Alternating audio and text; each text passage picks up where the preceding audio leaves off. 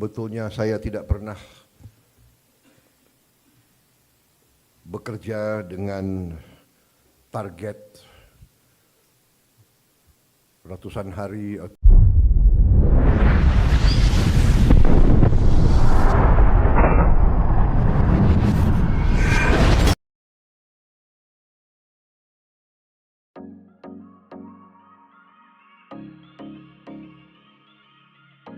Presiden Prabowo Subianto menggelar sidang Kabinet Paripurna bersama seluruh jajaran Menteri Kabinet Merah Putih. Dalam pertemuan yang menandai 3 bulan masa kerja pemerintahannya, Presiden menyampaikan apresiasi atas kinerja Kabinet dalam menjalankan mandat rakyat. Presiden Prabowo juga menyoroti kekompakan dan kerjasama yang baik di antara menteri dan wakil menteri dalam 3 bulan atau 100 hari masa pemerintahan berjalan.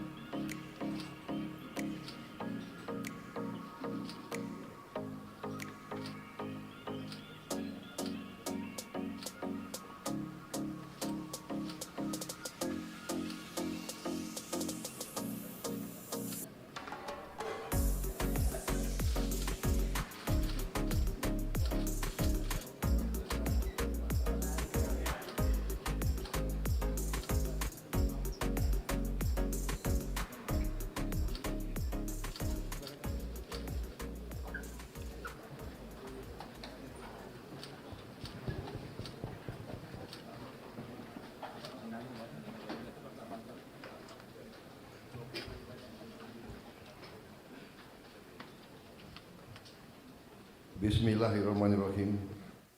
Assalamualaikum warahmatullahi wabarakatuh.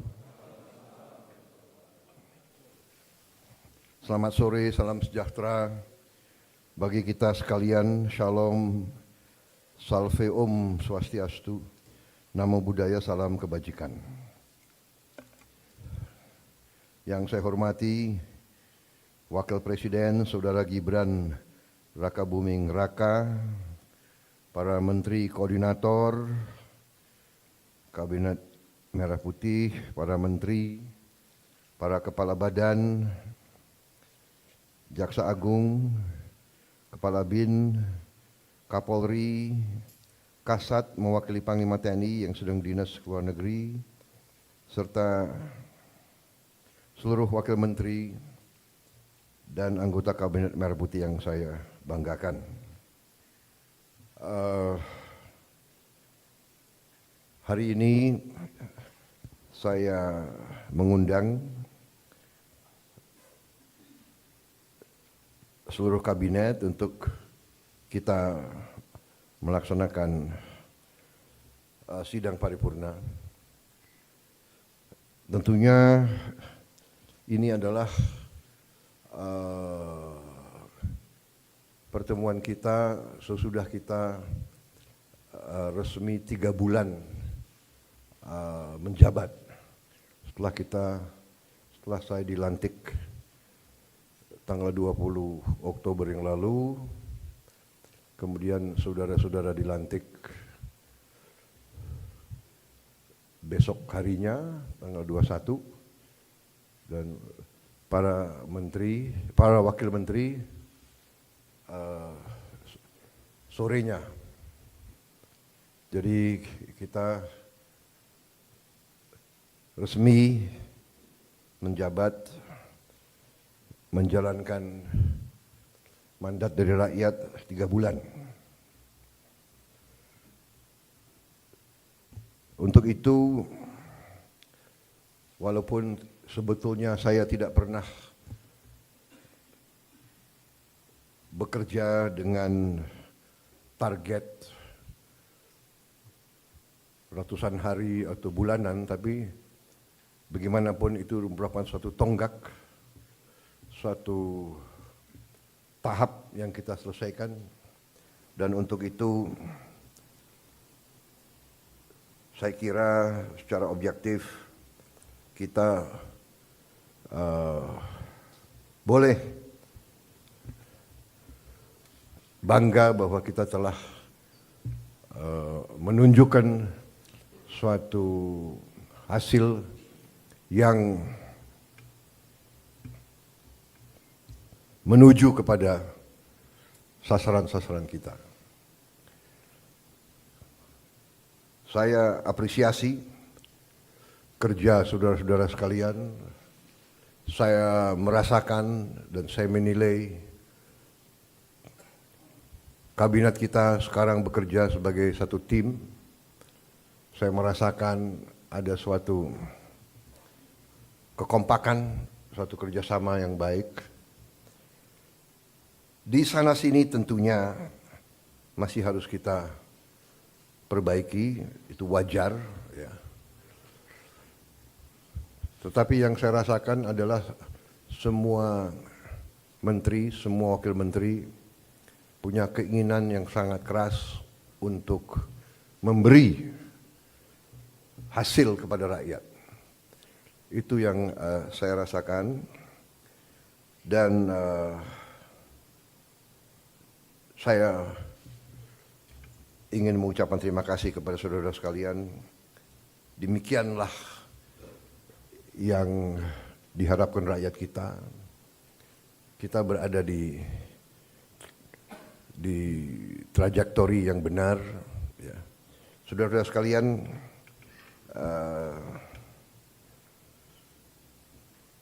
saya tadi pagi kebetulan berjumpa dengan Profesor Emil Salim, seorang senior, usianya 94 tahun, berkali-kali jadi menteri. Ya, beliau menyampaikan pesan-pesan, menyampaikan harapan-harapan, dan menyampaikan apa-apa yang beliau jadikan pegangan beliau. Inti yang saya kira saya tangkap dari beliau ingatkan bahwa seorang menteri adalah seorang pejabat negara. Berarti orientasi pengabdiannya adalah negara. Kita dari sistem politik kita adalah politik konstitusional, di mana politik kita dijalankan melalui partai politik. Kedaulatan rakyat dilaksanakan melalui partai politik, melalui perwakilan. Dan itu benar bahwa sistem konstitusi kita bisa dikatakan adalah sistem campuran. Presidennya dipilih langsung dari rakyat, presidennya memiliki wewenang-wewenang presidensial, tetapi parlemen, DPR memiliki wewenang pengawasan, wewenang anggaran yang sangat besar. Dengan demikian kita telah menjalankan statecraft kita, bernegara kita telah jalankan dengan tahap demi tahap, tahun demi tahun, melalui pengalaman, melalui cobaan, melalui rintangan, tapi tahap demi tahap kita telah maju, telah menyelesaikan masalah-masalah bangsa dan masalah-masalah negara. Dengan demikian, saudara-saudara, apa kemarin apa yang tadi disampaikan sebagai harapan para senior kita diingatkan bahwa sebagai pejabat negara, orientasi kita pertama untuk negara. Kita memang ada yang berasal dari partai politik, ada yang berasal dari organisasi kemasyarakatan dan sebagainya. Ada yang berasal dari dunia akademi, dunia ilmuwan, ada yang dari NGO, dari LSM. Tapi begitu kita sudah disumpah, begitu kita menjabat sebagai pejabat negara, orientasi kita, kepentingan kita adalah untuk negara. Dan untuk itu saya ucapkan terima kasih karena saya rasakan walaupun begitu banyak tokoh-tokoh dari berbagai latar belakang, tapi yang saya rasakan sekarang orientasi kita adalah kepentingan negara, kepentingan rakyat. Dan saya kira ini dirasakan oleh rakyat kita. Saudara-saudara, dari hasil sementara kita merasakan bahwa pemerintah kita efektif. Di akhir tahun 24, liburan hari Natal, tahun baru, berjalan dengan lancar, dengan aman. Untuk itu, saya ucapkan terima kasih kepada seluruh pejabat terkait dan jajarannya yang telah bekerja keras, Menko Polkam, Menko Infrastruktur, Menko Pangan, semua Menko, Kapolri, Panglima TNI, yang bekerja keras menjamin keamanan, keselamatan, Menteri Perhubungan, Menteri BUMN, dan semua menteri-menteri lain yang saya monitor turun ke bawah, turun ke lapangan, monitor perkembangan. Kita juga membuktikan bahwa pemerintah kita efektif. Pemerintah kita bisa menjalankan administrasi negara dengan handal. Saudara-saudara, bagaimanapun di bulan-bulan yang kritis tersebut biasanya ditandai oleh banyak kecelakaan lalu lintas, ditandai oleh ketersediaan bahan pangan, bahan-bahan pokok yang penuh dengan fluktuasi harga dan sebagainya. Kali ini kita berhasil untuk menjalankan suatu keadaan yang stabil, penuh ketenangan, penuh kesejukan. Di tengah banyak dunia dilanda konflik, ketegangan, krisis, bahkan perang, kita mampu menjaga kesejukan, ketenangan, perdamaian di negara kita. Saudara-saudara sekalian, saya juga terima kasih dalam 3 bulan kita telah memberi bukti kepada rakyat kebijakan-kebijakan kita adalah kebijakan-kebijakan yang berpihak kepada rakyat, berpihak kepada kepentingan negara.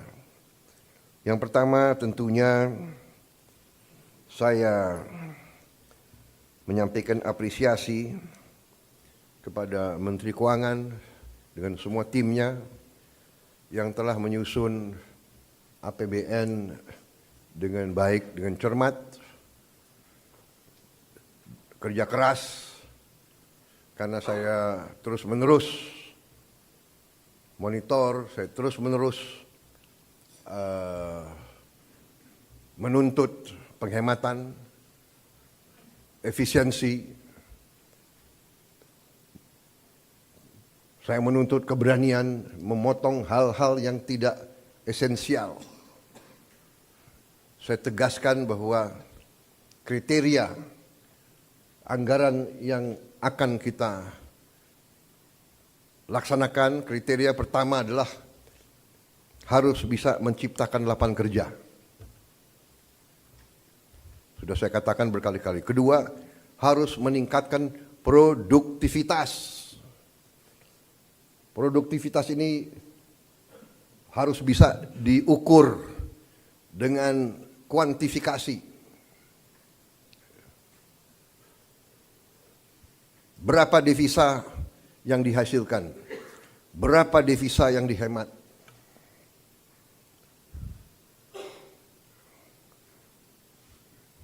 Kemudian kriteria selanjutnya adalah harus mengarah kepada swasembada pangan dan swasembada energi. Kita harus mampu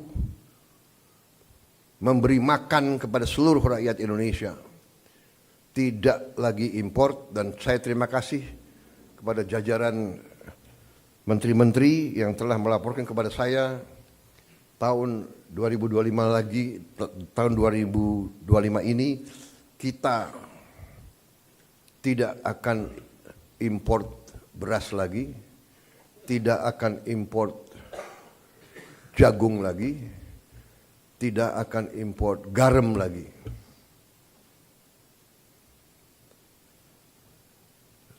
Artinya, target yang saya berikan kepada kabinet bahwa Indonesia kita harus swasembada pangan dalam waktu 4 tahun. Alhamdulillah target itu bisa kita capai akhir 2025, paling lambat awal 2026. Jadi mungkin 3 tahun lebih cepat dari sasaran yang kita tetapkan. Artinya bahwa dengan niat baik, dengan kerja keras, ya, dengan orientasi kepada negara dan bangsa, kebijakan yang masuk akal akan membuahkan hasil yang cepat. Ini harus kita yakini.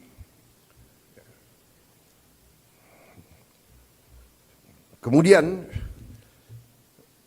kriteria selanjutnya adalah harus bisa memberi terobosan teknologi.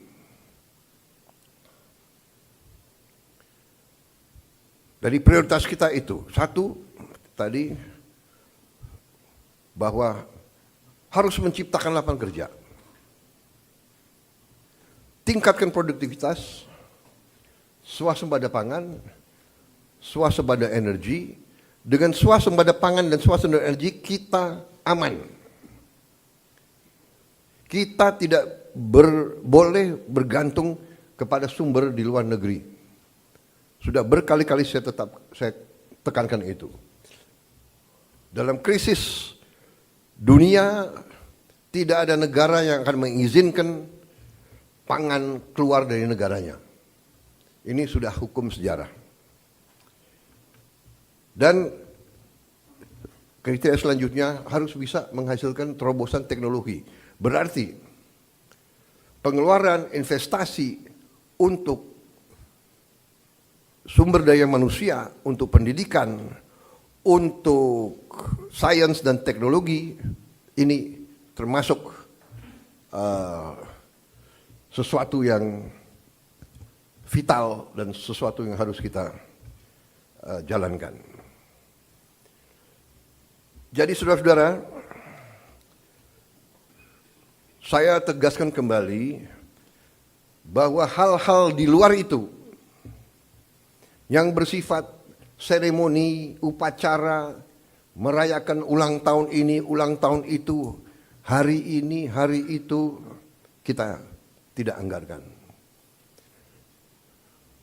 Perayaan sejarah, perayaan ulang tahun laksanakan secara sederhana di kantor, di ruangan. Kalau perlu yang hadir hanya 15 orang, sisanya divikonkan.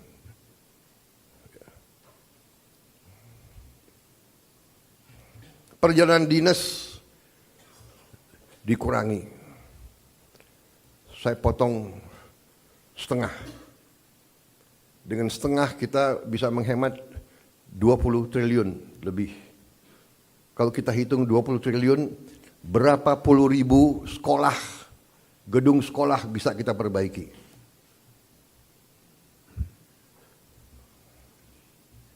Jadi saya katakan benar-benar bahwa saya sangat serius dalam hal ini.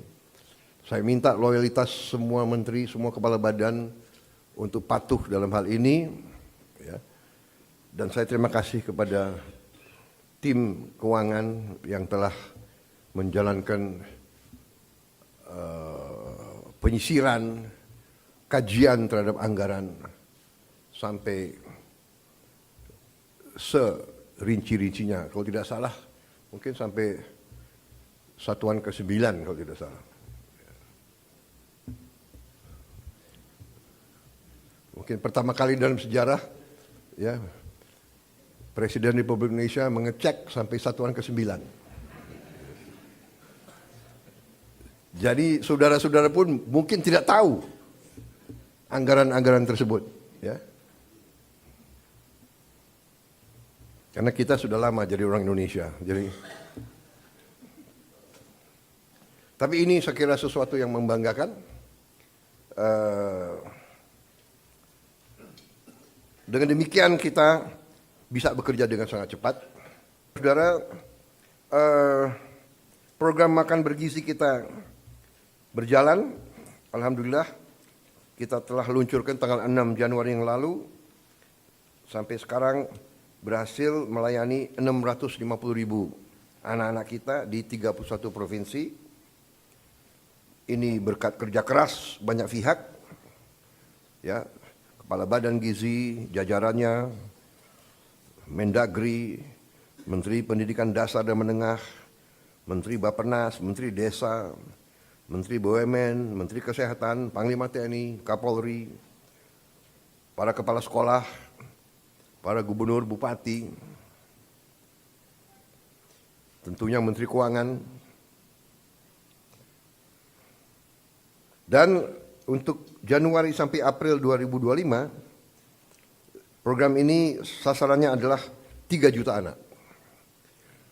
Bulan April sampai Agustus 2025 akan menuju 6 juta anak. September kita harapkan 15 juta anak. Dan akhir 2025 target kita adalah semua anak-anak Indonesia bisa dapat makanan bergizi. Saudara-saudara, terima kasih kerjasama ini. Seluruh kementerian lembaga ikut mengamankan dan menyukseskan program ini. Kita akan bersinergi dengan pemerintah daerah, gubernur, bupati, wali kota, dan seluruh perangkat daerah. Saudara-saudara, ini adalah masalah strategis. Kita memperkuat masa depan Indonesia. Anak-anak Indonesia harus kuat, harus cerdas, harus semangat, harus sekolah dengan baik. Saya percaya dalam waktu yang tidak lama kita akan melihat peningkatan hasil kemampuan akademis anak-anak kita. Saya juga bertekad untuk melakukan langkah-langkah intervensi kepada semua sekolah di Indonesia. Sekolah dasar, sekolah menengah, SMP, SMA, semua sekolah yang dibina oleh pesantren dengan teknologi. Kita akan masuk ke semua sekolah dengan teknologi. Kita ingin mempercepat penyampaian pelajaran untuk semua sekolah kita. Saudara-saudara, saya juga berterima kasih kepada Menko Perekonomian dan tim ekonomi yang telah menggagas, menyusun konsep-konsep yang diwujudkan dalam produk-produk, dalam kebijakan-kebijakan yang pro rakyat, penghapusan hutang kepada petani dan nelayan yang mengalami kesulitan membayar sekian belas tahun, kemudian juga berbagai bantuan langsung, berbagai bantuan mengurangi kewajiban-kewajiban terutama rakyat yang di golongan yang paling bawah dan paling lemah. Saya kira nanti mungkin Menko Perekonomian dengan Menteri Keuangan bisa juga jelaskan ke masyarakat berapa kebijakan-kebijakan yang telah kita lakukan. Kita juga dalam waktu dekat kita juga akan mewajibkan semua perusahaan yang menerima kredit dari bank pemerintah harus menempatkan hasil penjualan ekspornya di bank di Indonesia. Saya kira ini hanya wajar, ini masuk akal. Mereka berusaha dengan dana yang bersumber dari rakyat Indonesia. Setelah mereka berusaha dan mereka lakukan penjualan, hasil penjualannya wajar kalau ditaruh di bank di Indonesia. Ini saya kira segera akan keluar dan akan berlaku kurang lebih 1 bulan yang akan datang. Ya. Jadi ini adalah sesuatu yang logis, yang masuk akal. Kemudian saya juga sudah memberi keputusan kepada unsur penegak hukum, Jaksa Agung, BPKP, Kapolri, dan Panglima TNI untuk menegakkan hukum dan aturan khususnya bagi